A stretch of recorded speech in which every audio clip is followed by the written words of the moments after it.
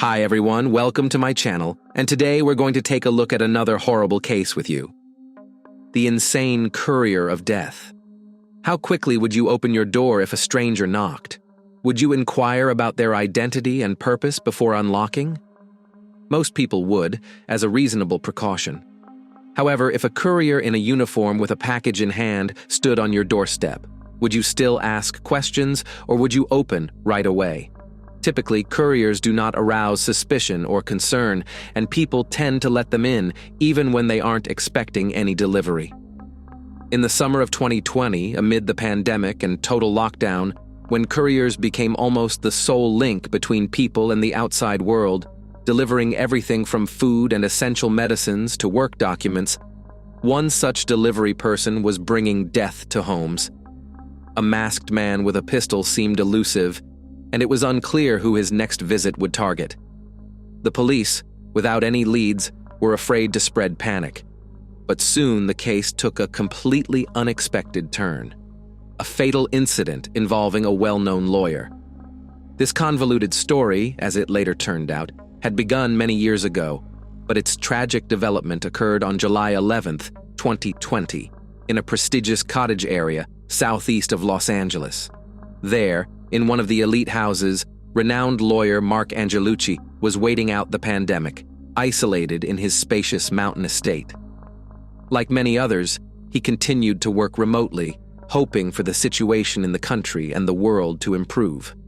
On that day, the 52-year-old homeowner wasn't expecting any visitors or deliveries, but when a courier in FedEx Corporation uniform rang his doorbell with a package in hand, the man, without hesitation, opened the door. The lawyer probably thought that one of his partners or clients had sent some important documents, forgetting to inform him. Nothing indicated trouble, and the person on the doorstep did not seem alarming or suspicious. The courier, appropriately wearing a special protective mask and gloves for that period, had a parcel and an invoice that required a signature. However, as soon as the lawyer was about to receive the package, the delivery person suddenly drew a pistol and fired several shots at close range, aiming for vital organs to ensure the lawyer would be fatally injured. The lawyer had no chance to react, and being unarmed in his home robe, he had no chance of survival. After the deed, the courier simply left the scene, leaving the victim bleeding out on the floor. Since the house was in a rather secluded location, none of the neighbors noticed anything unusual, though sounds resembling shots did prompt them to call emergency services and report the disturbing incident. No leads at all. Mark Angelucci succumbed to his injuries at the scene, and the arriving medics and law enforcement could only confirm he was dead. Upon examining the crime scene, detectives immediately dismissed the notion that robbery was the criminal's motive. The house was truly luxurious, adorned with antique items containing a safe and visibly expensive possessions, yet everything remained untouched. In the lawyer's home office lay a mass of important documents concerning various cases, but these too did not interest the perpetrator. Everything in the house was left undisturbed, nothing was searched or moved, and the criminal did not even cross the threshold of the home. Thus, from the very beginning, the main objective was clearly to eliminate the homeowner. The criminal was caught on several outdoor surveillance cameras, but as he was wearing a company cap from FedEx and a medical mask, it was virtually impossible to discern any distinctive features. All that could be determined was that he was a white male, of average height and slender build. The criminal wore gloves, thus leaving no fingerprints anywhere. Essentially, the only evidence consisted of bullets extracted from the deceased's body. The police were baffled, and initially they decided to investigate the people closest to the lawyer, to understand who might wish him harm and who might benefit from his death. The possibility that the crime was related to his professional activities was also not ruled out. Therefore, it was also necessary to examine which cases the lawyer had been handling recently, whether he had any dissatisfied clients, and whether he had conflicts with any colleagues. There was a vast amount of work to be done, and determining a priority direction seemed impossible at the moment. So they decided to start with the relatives and close friends of the lawyer. Rich, successful, and utterly alone. It soon emerged that Mark was profoundly lonely. No, he had quite a few friends, got along well with colleagues and neighbors, but he had no truly close or familial relationships.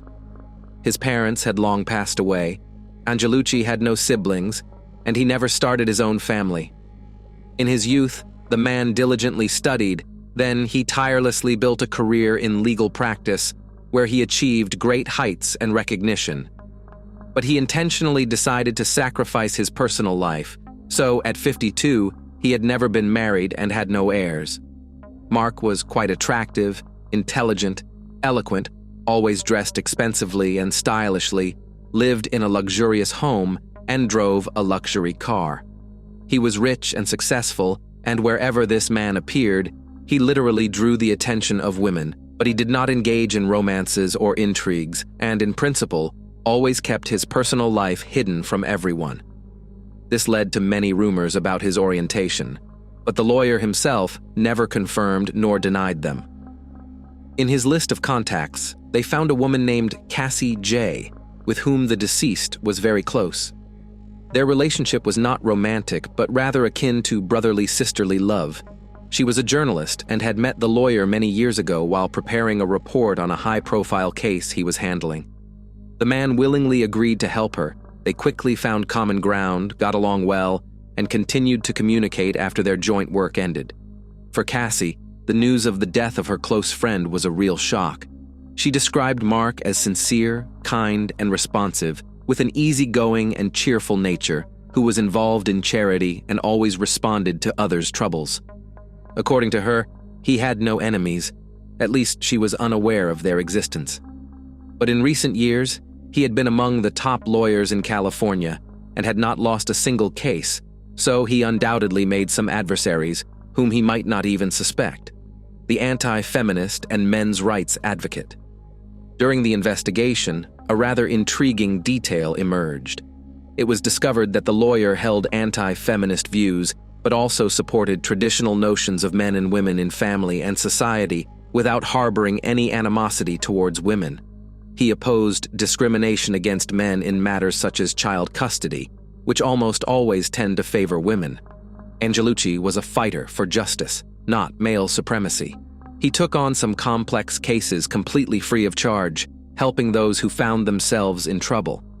The lawyer noted that with the rise of feminist organization activity, men were almost always presumed guilty from the start in any conflict and doomed to defeat, with no chance to prove their innocence. Over the years, Mark became an activist for men's rights, although in fact, he simply sought to equalize rights for all people, ensuring that everyone could expect a fair judicial resolution in conflict situations, regardless of gender. Given this, it was not possible to exclude the likelihood that radically minded representatives of feminist organizations could have been involved in the lawyer's demise. As the deceased had no family or close people, and there were no leads or clues in the case, the investigation could have stalled and eventually been archived. In response, Cassie J. decided to take initiative. Using her extensive connections in the media, the journalist brought widespread attention to the case, prompting law enforcement to conduct a more thorough investigation. Detectives carefully reviewed the case files that the lawyer had been handling recently, hoping to find any hints. The task was daunting, but before they could find anything, the courier criminal struck again. Collateral victims, or was the entire family targeted? On July 19, 2020, just a week after the first crime, on the other side of the country in New Jersey, an armed courier paid a visit to the luxurious home of a state federal judge. That day, none of the family members were expecting any deliveries or packages, and they were all self-isolating. Both parents, being lawyers, continued to work remotely, and their college student son was on holiday. The head of the family, a 62-year-old lawyer named Mark Angelucci, first noticed the approaching courier while he was on the second-floor balcony of his home. He thought that perhaps some work-related documents awaited his wife and hurried downstairs to open the door. However, his son, who was closer to the front door, opened it without a second thought.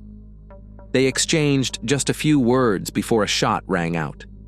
Mike was descending the stairs at that time, and likely he was the initial target. But his 20-year-old son, Daniel, literally stood between his father and the criminal. The young man took a bullet to the chest, fell to the floor, and the criminal opened fire on the lawyer, wounding him 3 times. The courier, as in the previous case, did not enter the premises but simply turned around and left, leaving the bleeding victims to die. However, there was another person in the house, Judge Esther Salas, who was the wife and mother of the victims. The woman, shortly before the incident, had gone down to the basement to sort through things and did not hear the gunshots. When she came upstairs, she first saw her son lying in a pool of blood at the door.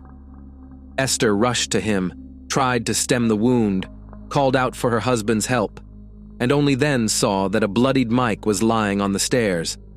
Salas immediately called emergency services, reporting the incident, and tried to provide aid to her husband and son herself. By the time law enforcement and paramedics arrived, both men were alive but in extremely critical condition. They were immediately taken to the nearest hospital, where they underwent surgery and, it seemed, their condition was stabilized. The criminal's motive was unclear, and it was also uncertain whether he came to end the life of the judge, her lawyer husband, a former prosecutor, or intended to eliminate the entire family. Again, no traces or clues were found at the scene, and the only evidence consisted of bullets fired at the victims. The Federal Bureau of Investigation joined the case, immediately suspecting a connection between this incident and the murder of Mark Angelucci in California. In both cases, the targets were lawyers, and the shooter disguised himself as a FedEx courier. However, the agents were confident that in the second case, the true target was the judge, and her relatives were merely collateral victims. Eyewitnesses' final account. Ballistic analysis established that the shooter used a .380 caliber pistol in both incidents, and all bullets were fired from the same weapon. This dispelled any remaining doubts that the acts were committed by the same individual. But who was this person? Where could he be found? And where, when, and to whom might he strike next? It was necessary to question the surviving witness who had come face to face with the criminal, and had even exchanged a few words. After a serious surgery, Daniel was in the intensive care unit in critical condition, but when he regained consciousness, he expressed a desire to speak with detectives to tell them everything he had seen.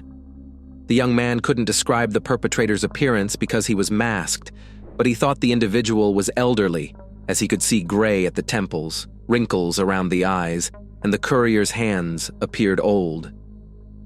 Behind the courier, near the road, Daniel noticed a light-colored car, though he couldn't remember the make.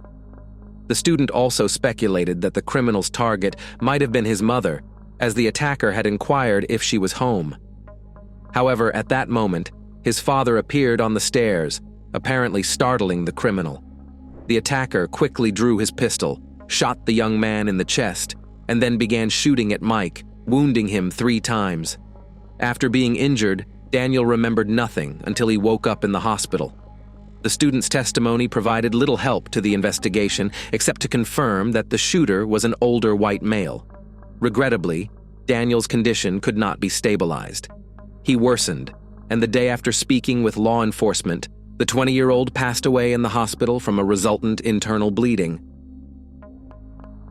Who is Esther Salas? Thus, detectives unanimously concluded that the main target of the shooter was indeed Esther Salas, but her husband and son were inadvertently in the way, and now the young man was deceased, while his father still hovered between life and death. It was urgent to understand what linked Salas and the earlier deceased Angelucci, what cases they were handling, and if they had common adversaries. Esther Salas was born in 1968 in Monterey Park, California. She had Cuban roots on her mother's side and Mexican on her father's. The girl who grew up in poverty achieved everything in life through her intellect and hard work. She attended Rutgers University for law school and earned her Juris Doctor in 1994. She built a stellar career, progressing from a clerk to an assistant U.S. public defender and eventually to a United States magistrate judge in New Jersey. She also served several years as the president of the Hispanic Lawyers Association. Since 2011, she had been a judge for the U.S. District Court for the District of New Jersey. In 1993, Esther married renowned lawyer Mike Angelucci, who was 11 years her senior. The couple desperately dreamed of having a child, but Esther struggled to conceive. After 4 consecutive miscarriages, doctors declared that she would never have children. However, a miracle happened on July 13, 2000, when the couple's only child, a son named Daniel, was born. The spouses adored their child, raising him in an atmosphere of love and care, striving to provide him with the best education and wide opportunities in life. Unfortunately, just a week after the young man celebrated his 20th birthday, he was gone. An unexpected turn in the case. News about a courier criminal operating across the country went viral on the internet, spreading rapidly and sowing panic among the population. With no precise information available about the investigation, wild rumors about the case began to emerge. People simply feared opening their doors to couriers, even though during the pandemic, they were often the bearers of necessities. Several days later, on a deserted dead-end road near Rockland in northern New York, an abandoned beige sedan was found. Nearby lay the body of a man with a gunshot wound to the head. Documents found in the car quickly helped identify the deceased as 72-year-old Roy Den Hollander, a once successful lawyer. Near the body lay a pistol, and the scene resembled a self-deprivation of life, as there were no signs of struggle or the presence of third parties. These assumptions were soon confirmed, as the murder weapon bore only the victim's fingerprints. However, the weapon itself drew significant interest from investigators. It was a .380 caliber pistol, identical to the one used to end the lives of Mark Angelucci and Daniel Anderil. Ballistic analysis soon confirmed that all 3 men were deprived of life by bullets fired from this pistol. Yet, it remained unclear what motivated the shooter to end the lives of 2 men, injure another, and then fire a bullet into his own head. A search of Hollander's home indicated that he had meticulously planned the attacks in advance. His diary contained addresses of the victims and notes on the dates of the attacks. Detectives, however, could not understand the criminal's motive. However, when they found memoirs on his laptop, which Roy had been working on for years, it became clear that he was a mentally unstable individual, embittered and angry at the world, who despised everyone from his own mother and ex-wife to his neighbors, colleagues, and clients. It was only a matter of time before he would take up arms and begin to end lives. Who was Roy Den Hollander? Roy Den Hollander was born on September 26, 1947, in Midland Park, New Jersey. He had an older fraternal twin brother who died under mysterious circumstances in childhood. Roy blamed his mother for this his entire life, a sentiment he openly discussed in his memoirs, along with his hatred for his parents. He graduated from high school in 1965, then attended the prestigious George Washington University Law School, and later earned an MBA from Columbia Business School. He worked as a lawyer at several renowned firms, and in the late 1990s, he moved to Russia, where he lived for several years, working as a lawyer and private detective at Kroll Associates, a consulting firm specializing in financial issues and risk. Hollander earned significant money, which he immediately spent in various elite entertainment venues on young, beautiful women, who were his main weakness. In 2000, at a Moscow nightclub, the 52-year-old American lawyer met a 24-year-old beauty named Angelina Shipolina. Previously a professional track athlete, she later decided to switch to modeling, possessing all the attributes necessary to succeed in that field. The aspiring model quickly realized that the older American was utterly infatuated with her and decided to use him for her purposes. She swiftly swept him off his feet and gently nudged him towards marriage. After moving to the United States and obtaining a marriage visa, she soon filed for divorce. Now, Angelina could legally stay in the country and pursue her modeling career. For the lawyer, this turn of events was a huge blow. He realized that the beauty had merely used him to achieve her own goals, playing with his emotions. He came to despise all women, a sentiment he eloquently expressed in his memoirs. He referred to his former wife as a venal woman, willing to do anything for money, and also accused her of connections with the Russian mafia. Fundamental stance and puzzling motives for the crimes. Following his tumultuous divorce from Cipollina, Roy became a self-proclaimed anti-feminist and an active advocate for men's rights. However, his behavior grew increasingly eccentric and flamboyant. Unlike Angelucci, who provided free assistance to men affected by domestic abuse and handled custody issues during divorces, Hollander became notorious for his frivolous and unsuccessful lawsuits. For instance, he objected to ladies' night promotions in bars and nightclubs where women are offered free admission and complimentary drinks. Yet, it remained unclear why Roy chose his victims and sought to deprive them of life.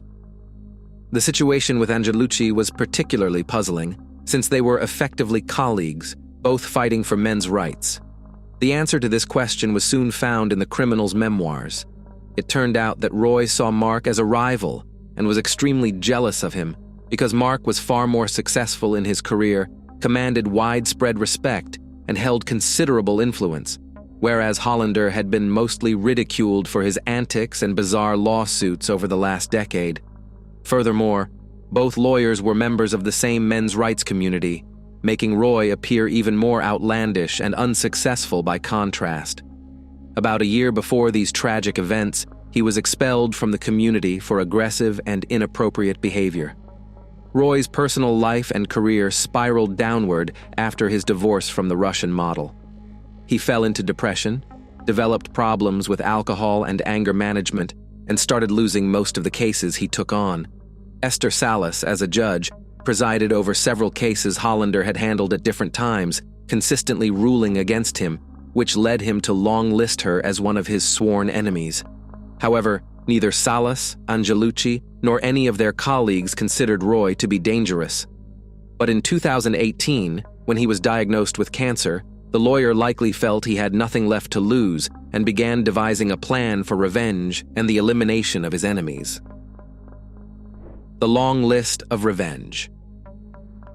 Hollander never made explicit threats, so it was difficult to determine whom he considered his enemies. However, in his memoirs and notebooks, a lengthy list of names was found, with whom the lawyer apparently planned to settle scores.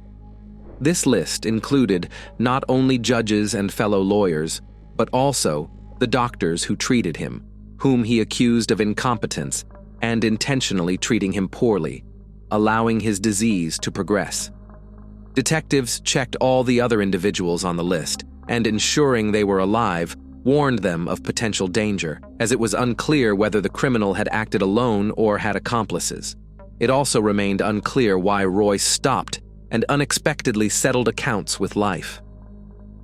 There was speculation that this was due to the deteriorating state of his health.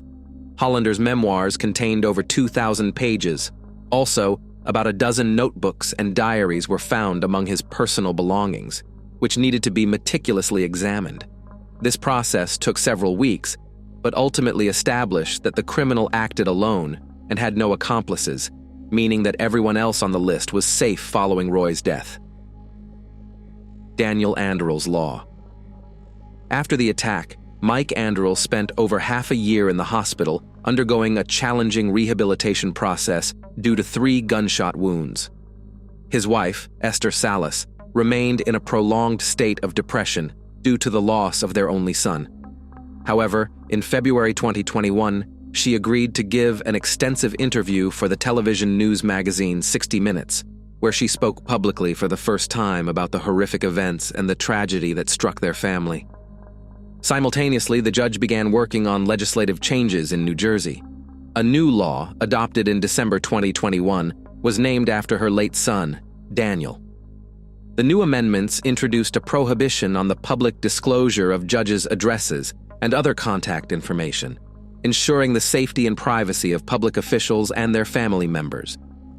Thanks for watching, guys. Subscribe to my channel. There are many shocking stories ahead of you.